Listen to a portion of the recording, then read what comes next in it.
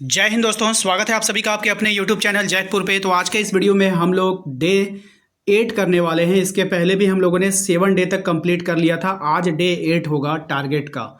तो वीडियो काफ़ी इंपॉर्टेंट है। आप लोगों को ऊपर स्क्रीन पर जो है दिख रहा होगा टाइमिंग। आपका जो भी सब्जेक्ट है, हिस्ट्री है तो हिस्ट्री कीजिए, ज्योग्राफी है तो ज्योग्राफी कर सकते हैं, पॉलिटी है तो पॉलिटी कीजिए, इकोनॉमिक्स है तो इकोनॉमिक्स कीजिए। आप टाइम देख करके वीडियोस को आगे बढ़ा करके आप अपने सभी टॉपिक को कवर कर सकते हैं। इस वीडियोस में 4 टॉपिक को कवर किया गया है, हिस्ट्री, ज्योग्राफी, पॉलिटी और इकोनॉमिक्स का।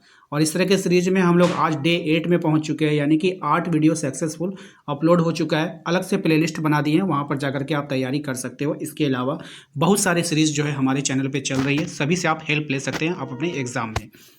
तो देखिए, सबसे पहला सवाल है आज का कि सेंट बेनेडिक्ट का मठ इटली में कब स्थापित किया गया था, आपको बतानी है। करेक्ट आंसर हो जाएगा 529 ईस्वी में, ऑप्शन नंबर सी हो जाएगा। क्लूनी मठ की स्थापना कब बरगंडी में स्थापित हुई थी? राइट आंसर हो जाएगा ऑप्शन नंबर डी, 1910 में। एक ऐसा कर जो राजा केवल किसानों पर कभी कभी लगाता था, वो कौन सा कर था? तो उस कर को हम लोग टैली कहते थे। क्या कहते थे? टैली कहते थे। सर्फ किसे कहा जाता था आपको बतानी। जो सर्फ होता था वो कृषि के दास को कहा जाता था, सर्फ। ठीक है। पुरुष भिक्षुओं को किस नाम से जाना जाता था? तो पुरुष भिक्षुओं को मोंक के नाम से जाना जाता था। ऑप्शन नंबर सी इसका यहाँ पे करेक्ट आंसर होगा। फ्रांस में कृषकों का विद्रोह कब हुआ था? फ्रांस में कृषकों का विद्रोह 1358 ईस्वी में हुआ था। ऑप्शन सी हो जाएगा। यूरोप में भयंकर अकाल कब आया था? अब ये जो यूरोप था, यहाँ पर जो भयंकर अकाल आया वो 1315 से 1317 के मध्य आया था। ऑप्शन नंबर ए इसका यहाँ पे करेक्ट आंसर हो जाएगा। लुई 13वें के शासनकाल में फ्रांस के परामर्शदात्री सभा स्टेट्स जनरल का अधिवेशन कब हुआ था? करेक्ट आंसर हो जाएगा आपका 1614 में, ऑप्शन नंबर सी हो जाएगा। अगला सवाल है आपका कि पश्चिमी यूरोप में ब्यूबोनिक प्लेग जैसी महामारी का संक्रमण कब हुआ था? करेक्ट आंसर होगा 1347 से 1350 के बीच, ऑप्शन नंबर डी हो जाएगा। अगले सवाल पे आते हैं। अगला सवाल है आपका क्वेश्चन नंबर 30। कहा जा रहा है कि मोनेस्ट्री शब्द ग्रीक भाषा के शब्द मोनोस से बना है, जिसका अर्थ क्या होता है? इसका अर्थ होता है आपका ऐसा व्यक्ति जो अकेला रहता हो, ऐसा व्यक्ति जो अकेला रहता हो। नेक्स्ट आते हैं कि आबे शब्द सीरिया के अबा से लिया गया है, जिसका अर्थ क्या होगा? आबे शब्द जो होता है वो सीरिया के अबा से लिया गया है, जिसका अर्थ क्या होगा आपको बताना है। तो इसका अर्थ होता है आपका पिता, ऑप्शन नंबर ए हो जाएगा। नेक्स्ट सवाल पे आते हैं कि आर्थिक संस्था का आधार क्या था? अब ये जो आर्थिक संस्था है इसका आधार आपको बताना है कि इसका आधार क्या था। तो इसका आधार था आपका श्रेणी, ऑप्शन नंबर सी हो जाएगा। नेक्स्ट आते हैं, चर्च की सर्वोच्च सत्ता थी किसके पास? अब जो चर्च हुआ करता था उसकी जो सर्वोच्च सत्ता थी वो किसके पास थी? तो रोम के पोप के पास थी। ऑप्शन नंबर ए इसका यहाँ पे करेक्ट आंसर हो जाएगा। ईसा मसीह का जन्मदिन कब मनाया जाता है? काफ़ी इंपॉर्टेंट रहेगा आपके एग्जाम के लिए। तो ईसा मसीह का जन्मदिन 25 दिसंबर को मनाया जाता है। ऑप्शन नंबर ए हो जाएगा। नेक्स्ट है आपका कि पोप ने शार्लमैन को पवित्र रोमन सम्राट की उपाधि से कब सम्मानित किया था? तो इसने जो सम्मानित किया था वो 800 ईस्वी में किया था। Option number C correct answer हो जाएगा। वर्तमान में फ्रांस में किस प्रकार की सरकार है आपको बतानी है। तो वर्तमान में फ्रांस में जो सरकार है वो है आपका ऑप्शन नंबर 1 गणतंत्रीय सरकार है, याद रखना है आप सभी को। इंग्लैंड देश का नाम किसका रूपांतरण है? ठीक है, इंग्लैंड देश का जो नाम होता है वो किसका रूपांतरण है? तो एंजिल लैंड का ही नाम बदल करके इंग्लैंड रख दिया गया था। महिला भिक्षुओं को किस नाम से जाना जाता था? तो एक था पुरुष भिक्षु, एक है महिला भिक्षु। दोनों को याद रखिएगा, इंपॉर्टेंट रहेगा आपके एग्जाम के लिए। तो नन के नाम से जाना जाता था, ऑप्शन नंबर बी। नेक्स्ट आते हैं अगले सवाल पे। कहा जा रहा है कि मध्यकालीन यूरोप समाज कितने वर्गों में विभाजित था? तो ये जो समाज था वो 3 वर्गों में विभाजित था। ऑप्शन नंबर बी हो जाएगा। लॉर्ड जो जमीन का टुकड़ा नाइट को देता था वो क्या कहलाता था? लॉर्ड होता था जो जमीन का टुकड़ा नाइट को देगा वो क्या कहलाएगा? करेक्ट आंसर हो जाएगा आपका ऑप्शन नंबर सी, फीफ कहलाएगा। ऑप्शन नंबर सी इसका करेक्ट आंसर हो जाएगा। ठीक है। अब जो हम लोग करेंगे वो ज्योग्राफी यानी कि भूगोल के कुछ ऐसे सवालों को करेंगे जो आपके परीक्षा के लिए काफ़ी इंपॉर्टेंट होगा। रिंग ऑफ द फायर किस सक्रिय ज्वालामुखी क्षेत्र को कहा जाता है? तो रिंग ऑफ फायर किस सक्रिय ज्वालामुखी क्षेत्र को कहते हैं, यहाँ पर ये आपको बतानी है। तो इसका जो राइट आंसर हो जाएगा परिप्रशांत महासागरीय क्षेत्र को। ठीक है, यानी कि परिप्रशांत महासागरीय क्षेत्र को। अगले सवाल पे आते हैं क्वेश्चन नंबर 22। ठोस चट्टान का विशाल एवं अनियमित आकार का खंड जो महाद्वीपीय एवं महासागरीय स्थल मंडलों से मिलकर बना है उसे क्या कहा जाता है? तो उसको हम लोग कहते हैं क्या, बताइए। ये हो जाएगा प्लेट। उसको क्या बोलते हैं? प्लेट बोलते हैं। Option number A. जिन प्लेट का अधिकांश भाग महासागरीय क्षेत्र होता है उसे कौन सा प्लेट कहते हैं? यानी कि मान लीजिए प्लेट है और उसका अधिकांश भाग ये सब महासागरीय क्षेत्र में आएगा, तो उस तरह के प्लेट को हम लोग क्या कहेंगे? तो ऐसे प्लेट को महासागरीय प्लेट कहा जाता है। ऑप्शन नंबर ए हो जाएगा।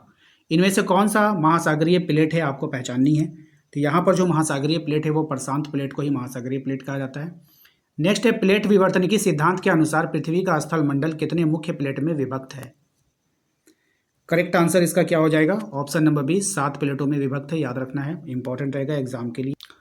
अगला सवाल देखिए क्या कह रहा है। 1967 ईस्वी में मैककेंजी, पार्कर और मॉर्गन ने स्वतंत्र रूप से उपलब्ध विचारों को समन्वित कर कौन सी अवधारणा को प्रस्तुत किया था? राइट आंसर हो जाएगा प्लेट विवर्तनिकी सिद्धांत। अब उल्टा क्वेश्चन एग्जाम में पूछेगा ये सिद्धांत किसने जो है प्रस्तुत किया था, तो आपको वहाँ पे वैज्ञानिक का नाम रहेगा, तीनों का नाम याद रखना है। ठीक है, हो सकता है या तो तीनों दे दे तो इनमें से सभी हो जाएगा, अगर दो अलग नाम देगा इनमें से कोई भी एक नाम वहाँ पे दिखेगा तो वो आपका आंसर हो जाएगा। तो तीनों नाम याद कर लीजिएगा कि इन्होंने जो इसका जो है अवधारणा को प्रस्तुत किया था प्लेट विवर्तनिकी सिद्धांत का। ठीक है, तो इंपॉर्टेंट रहेगा यहाँ से, यानी कि एक क्वेश्चन से 4 क्वेश्चन बनने की संभावना है, इसीलिए इसको अच्छे से याद कर लीजिएगा। स्थल मंडल के अंतर्गत सम्मिलित किया जाता है, तो स्थल मंडल के अंतर्गत जो सम्मिलित किया जाता है वो भूप्रपटी और ऊपरी मेंटल को सम्मिलित किया जाता है। ऑप्शन नंबर बी हो जाएगा, मोस्ट इंपॉर्टेंट रहेगा एग्जाम के लिए। स्थल मंडल की मोटाई महाद्वीपीय भागों में लगभग कितनी होती है? करेक्ट आंसर हो जाएगा 200 किलोमीटर। इंपॉर्टेंट रहेगा एग्जाम के लिए। प्लेट शब्द का प्रयोग सर्वप्रथम किसने किया था? तो प्लेट शब्द का प्रयोग टूजो विल्सन ने किया था। किसने किया था? टूजो विल्सन ने किया था। नेक्स्ट है, इनमें से कौन मुख्य प्लेट नहीं है आपको बतानी है। तो इनमें से जो मुख्य प्लेट नहीं है, कोकोस प्लेट, ये नहीं है, याद रखना है। Option number D. नेक्स्ट आते हैं अगले सवाल पे। अगला सवाल है आपका कि इनमें से कौन लघु प्लेट के अंतर्गत नहीं आते हैं। तो कौन लघु प्लेट के अंतर्गत नहीं आएगा? तो Indo Australian plate. Option number C correct answer हो जाएगा। अगले सवाल पे आते हैं। अगला सवाल है आपका, यूरेशियन प्लेट किस प्रकार के प्लेट का उदाहरण है? अब यूरेशियन प्लेट जो है वो किस प्रकार के प्लेट का उदाहरण है? तो महाद्वीपीय प्लेट का उदाहरण है। ऑप्शन नंबर ए हो जाएगा। जब दो प्लेट एक दूसरे से विपरीत दिशा में अलग हटती है और नई प्रॉपर्टी का निर्माण होता है तो उसे क्या कहते हैं? तो उसको हम लोग कहते हैं क्या, बताइए। उसको कहते हैं अपसारी प्लेट। ऑप्शन नंबर ए हो जाएगा। अगले सवाल पे आते हैं। अगला सवाल है आपका, पृथ्वी का सबसे बड़ा मुख्य प्लेट का नाम आपको बताना है। तो पृथ्वी का सबसे बड़ा मुख्य प्लेट है आपका यूरेशियन प्लेट। ऑप्शन नंबर 20 का यहाँ पे करेक्ट आंसर होगा। नेक्स्ट आते हैं अगले सवाल पे कि वह स्थान जहाँ से प्लेट एक दूसरे से हटती है उन्हें क्या कहा जाता है? ये सवाल इंपॉर्टेंट रहेगा आपके एग्जाम के लिए। तो उन्हें हम लोग कहते हैं प्रसारी स्थान। जहाँ से वो प्रस्थान करेगा तो प्रसारी स्थान हो जाएगा। आइए अगले सवाल पे आते हैं। अगला सवाल है आपका कि एक प्लेट जहाँ दूसरे प्लेट के नीचे धंसती है और भूप्रपटी नष्ट होती है वह क्या कहलाता है? तो वह कहलाएगा आपका, ऑप्शन नंबर है, अभिसरण सीमा। क्या कहलाएगा? अभिसरण सीमा। अगले सवाल पे आते हैं। अगला सवाल है आपका कि रूपांतरण सीमा की विशेषता है कि जहाँ, ठीक है, जहाँ, उसके बाद ऑप्शंस है आपके पास, तो भूप्रपटी का निर्माण और विनाश दोनों का नहीं होना। ठीक है, ऑप्शन नंबर ए ही होगा। अगले सवाल पे आते हैं। रूपांतरण सीमा में प्लेट एक दूसरे के साथ किस दिशा में सरक जाती है? अब जो प्लेट होती है वह एक दूसरे के साथ कौन सी दिशा में सरक जाती है आपको बतानी है। करेक्ट आंसर इसका हो जाएगा ऑप्शन नंबर बी, 36 दिशा में सरक जाती है। नेक्स्ट है, अंटार्कटिक कटक की प्लेट प्रवाह दर कितनी है? करेक्ट आंसर हो जाएगा आपका 2.5 सेंटीमीटर। नेक्स्ट है, वर्तमान हिमालय पर्वत की उत्पत्ति का संबंध किस सागर से है? मोस्ट इंपॉर्टेंट सवाल आपके एग्जाम के लिए। तो राइट आंसर हो जाएगा आपका टेथिस सागर। वेरी वेरी इंपॉर्टेंट है, याद रखना है इसको। अब हम लोग करेंगे पॉलिटिकल साइंस यानी कि राजनीतिक विज्ञान के कुछ ऐसे सवाल जो आपके एग्जाम में पूछे जाते हैं। सबसे पहला सवाल है आपका कि भारत में कानून निर्माण कौन करता है? बहुत ही अच्छा सवाल है, इंपॉर्टेंट सवाल है आपके एग्जाम के लिए। तो भारत में जो कानून का निर्माण करता है वो विधायिका करती है। ऑप्शन नंबर ए इसका करेक्ट आंसर हो जाएगा। दूसरा सवाल है हमारा कि भारत में विधायिका के कौन कौन से अंग हैं? तो भारत में जो विधायिका के अंग हैं वो संसद और विधानमंडल है। ऑप्शन नंबर सी इसका करेक्ट आंसर हो जाएगा। अगला सवाल है आपका कि भारत में संसद का निर्माण कैसे होता है, यानी कि कौन कौन से मिल करके संसद बनता है, ये आपको बतानी है। तो करेक्ट आंसर हो जाएगा लोकसभा, राज्यसभा और राष्ट्रपति से मिलकर क्या बनता है? संसद बनता है। अगला सवाल है आपका क्वेश्चन नंबर 4, कहा जा रहा है कि भारत में संघ सूची के विषय पर कानून कौन बनाएगा? तो भारत में संघ सूची के विषय पर जो कानून बनाता है वो कौन बनाता है? तो संसद बनाता है। ऑप्शन नंबर ए इसका करेक्ट आंसर हो जाएगा। क्वेश्चन नंबर आते हैं 5 पे। क्वेश्चन नंबर 5 में कह रहा है बीमा, बैंकिंग व्यवस्था, रेलवे, रक्षा इत्यादि की सूची का विषय है। अब ये सब जो विषय हैं वो कौन सी सूची का है? तो ये सब संघ सूची का विषय है। ऑप्शन नंबर ए हो जाएगा। राज्य सूची के विषय पर कौन कौन कानून बनाता है? तो राज्य सूची के विषय पर जो कानून बनाएगा वो कौन कौन बनाएगा? तो वो बनाएगा आपका विधानमंडल बनाएगा। ऑप्शन नंबर 20 का करेक्ट आंसर होगा। पुलिस व्यवस्था की सूची का विषय है, आपको बतानी है। अब ये जो पुलिस व्यवस्था है ये कौन सी सूची का विषय है? तो ये जो होगा आपका ऑप्शन नंबर बी राज्य सूची का विषय होता है। नेक्स्ट आते हैं अगले सवाल पे। अगला सवाल है आपका सामाजिक आर्थिक नियोजन और शिक्षा की सूची का विषय है। तो ये सब जो जहाँ शिक्षा जहाँ आ गया तो शिक्षा जो हो जाता है समवर्ती सूची में आ जाता है, क्योंकि इससे आपको एक हिंट्स मिल जाता है कि जो लोग शिक्षा प्राप्त करते हैं वो समान अधिकार उनको मिलता है। तो शिक्षा से समवर्ती सूची आप लोग को याद कर लेना है। समवर्ती सूची के विषय पर कानून कौन बनाएगा? समवर्ती सूची के विषय पर जो कानून बनाता है वो कौन बनाता है आपको बतानी है। तो ये बनाएगा संसद और विधानमंडल। ऑप्शन नंबर सी इसका करेक्ट आंसर होगा। नेक्स्ट आते हैं अगले सवाल पे। अगला सवाल है कि विधानमंडल का निर्माण किस प्रकार से होता है? तो विधानमंडल का जो निर्माण होता है वो किस प्रकार से होता है? तो राज्यपाल विधानसभा या राज्यपाल विधानसभा और विधान परिषद, तो दोनों से होता है। ठीक है, ऑप्शन नंबर सी हो जाएगा। ये दोनों करेक्ट है। ठीक है, क्वेश्चन नंबर आते हैं 11 पे। कहा जा रहा है निम्नलिखित में से किस राज्य में विधान परिषद का गठन नहीं किया गया है? कौन से राज्य में विधान परिषद का गठन नहीं किया गया आपको बताना है। तो झारखंड में नहीं किया गया है। अगले सवाल पे आते हैं निम्नलिखित में से किस राज्य में विधान परिषद है? कौन से राज्य में विधान परिषद है? दिए गए ऑप्शंस में आपको बताना है। तो महाराष्ट्र में विधान परिषद है। ऑप्शन नंबर ए हो जाएगा। झारखंड में विधानमंडल के कितने सदन हैं? तो झारखंड में विधानमंडल के जो सदन है वो केवल एक सदन है। ऑप्शन नंबर ए इसका करेक्ट आंसर होगा। क्वेश्चन नंबर 14 पे आइए। क्वेश्चन नंबर 14 में आपसे बोला गया कि झारखंड में विधानसभा सीटों की संख्या कितनी है? तो झारखंड में विधानसभा सीटों की जो संख्या टोटल 81 है। ऑप्शन नंबर डी हो जाएगा। झारखंड में राज्यसभा के सीटों की कुल संख्या कितनी है? तो झारखंड में राज्यसभा के सीटों की जो कुल संख्या है वो आपको बतानी है। तो वो है आपका 6। Option number A correct answer हो जाएगा। अब हम लोग करेंगे इकोनॉमिक्स के कुछ ऐसे सवाल जो आपके एग्जाम के लिए इंपॉर्टेंट होने वाला है। तो चलिए शुरू करते हैं इकोनॉमिक्स के मोस्ट इंपॉर्टेंट सवालों को। देखिए यहाँ पे सवाल जो है मिक्स टाइप के सवाल होते हैं। ठीक है, कोई इंपॉर्टेंट होता है कोई नहीं होता है, इसलिए आपको पूरा वीडियो वॉच करना चाहिए। जो इंपॉर्टेंट होता है वीवीआई होता है, हम बता देते हैं कि ये आपके लिए इंपॉर्टेंट है, तो फिर आप उसको अच्छे से ध्यान से देख लीजिएगा।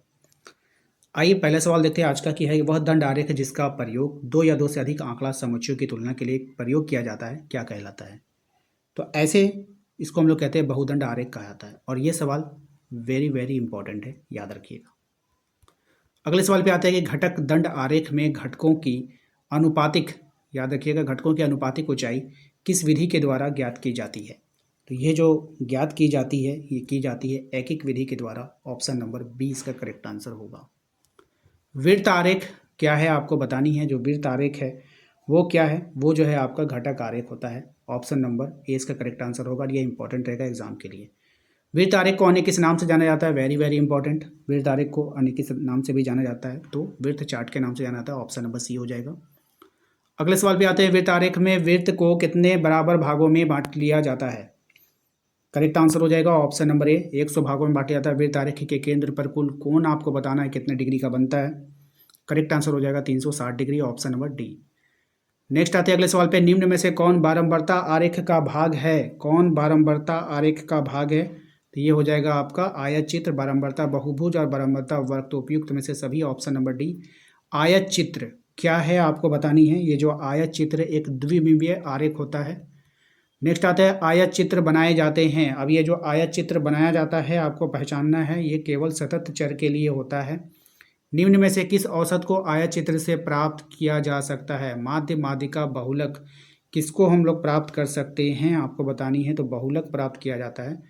निम्नलिखित में से कौन, ये इंपॉर्टेंट रहेगा, ठीक है, निम्नलिखित में से कौन आयत चित्र का विकल्प है आपको बतानी है। तो आयत चित्र का यहाँ पे जो विकल्प है वो है आपका बारंबारता बहुभुज। नेक्स्ट आते हैं अगले सवाल पे, निम्नलिखित में से कौन सा स्थान सही है? कौन सा कथन सही है, सॉरी, कौन सा कथन सही है बतानी है। आइए ऑप्शन में आते हैं। यहाँ पर ये वाला जो ऑप्शन है, ऑप्शन नंबर डी, आयत चित्र की रचना केवल आंकड़ों के संतत वर्गीकरण के लिए की जा सकती है, ये सही है, ठीक है। क्वेश्चन नंबर आते हैं 33 में। कहा जा रहा है आपसे कि वर्ष विशेष की मासिक वर्षा को प्रस्तुत करने के लिए निम्नलिखित में से किस प्रकार के आरेख प्रभावशाली रहेगा? तो कौन सा आरेख प्रभावशाली रहेगा? तो ये रहेगा आपका दंड आरेख। तोरण को अन्य किस नाम से जाना जाता है? मोस्ट इंपॉर्टेंट सवाल आपके एग्जाम के लिए। तो तोरण को अन्य किस नाम से जानते हैं? तो ओजाइव के नाम से जाना जाता है। तोरण वक्र कितने प्रकार की होती है? ये भी इंपॉर्टेंट रहेगा आपके एग्जाम के लिए। तो ये रहता है आपका से कम से अधिक, ऑप्शन नंबर सी। नेक्स्ट आते हैं अगले सवाल पे। निम्न में से किसका मान तोरण से ज्ञात किया जा सकता है? किसका मान तोरण से हम लोग ज्ञात कर सकते हैं? तो माध्यिका का मान हम लोग तोरण से ज्ञात कर सकते हैं।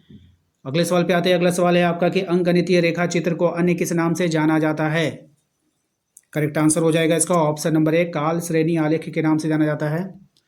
नेक्स्ट है आपका अंकगणितीय रेखा चित्र के द्वारा आंकड़ों के डैश को समझने में मदद मिलती है। आंकड़ों के डैश को समझने में मदद मिलती है।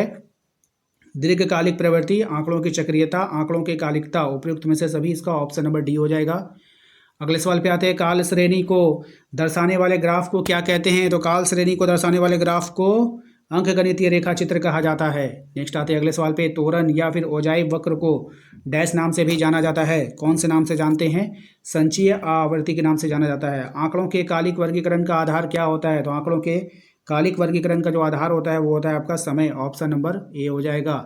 नेक्स्ट आते हैं अगले सवाल पे। अगला सवाल है हमारा कि दंड आलेख किस प्रकार के चर के लिए बनाए जाते हैं? दंड आलेख जो बनाए जाते हैं सतत चर एवं विविक्त चर के दोनों के लिए बनाए जाते हैं। ऑप्शन नंबर सी हो जाएगा करेक्ट आंसर। तो आशा करते हैं कि आपको आज का ये वीडियो पसंद आया होगा। वीडियो अच्छा लगा है तो लाइक कर दीजिएगा। चैनल पे पहली बार आए तो सब्सक्राइब कर लीजिए, घंटी वाले आइकन को प्रेस कर लीजिए। यदि आप अपने व्हाट्सएप ग्रुप को ज्वाइन करना चाहते हैं, लिंक आपको डिस्क्रिप्शन में मिल जाएगा। यदि कोई प्रॉब्लम होती है तो आप दिए गए नंबर पर संपर्क करके आप हमारे व्हाट्सएप ग्रुप को ज्वाइन कर सकते हैं। मिलते हैं नेक्स्ट अगले वीडियो में। Thank you.